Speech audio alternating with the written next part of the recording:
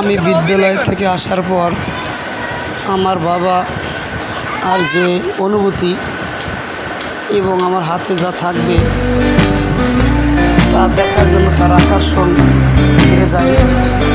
তাই আমার হাতে একটা ব্যাগ ছিল, আর ব্যাগের ভিতরে দুটো মার্কার ছিল।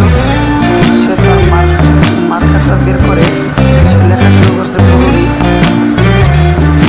প্রিয় দর্শক, আশা করি আপনার ছোটো বাচ্চাদের এভাবে আকর্ষণ করে রাখবেন এবং তাতে ভালো কিছু দেবেন যাতে তাদের ভবিষ্যৎ কিছু হয়। যেমন দেখেন আমার বাবা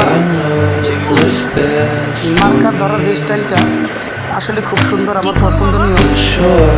যদিও হয়তো আমার মার্কারটা নষ্ট হয়ে যেতে পারে, কিন্তু তার জন্য আমি কোনো কিছু মনে করি না। কারণ নষ্ট হতে হতে একসময় এইগুলো ধরা শিখবে এবং লিখতে পারবে। আমার ছেলের জন্য আপনারা সবাই দোয়া করবেন যেন লেখাপড়া কী হয় তা দেখার বিষয় না, সুন্দর একটা মানুষ হয়, এই আমার আশা।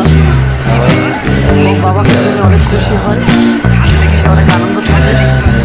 বাবার সাথে খুব দুষ্টুমি করতে তার ভালো লাগে, তাই বাবা আসার মাত্রই তার মুখে হাসি ফোটে।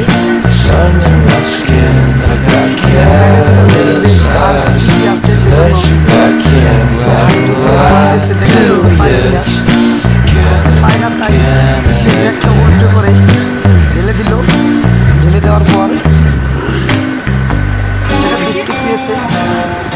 যাই হোক, আমি কখনো খালি হাতে আসতে পারি না, তাই একটা বিস্কিট নিয়ে আসছি। আশা করি সবাই ভালো লাগলে লাইক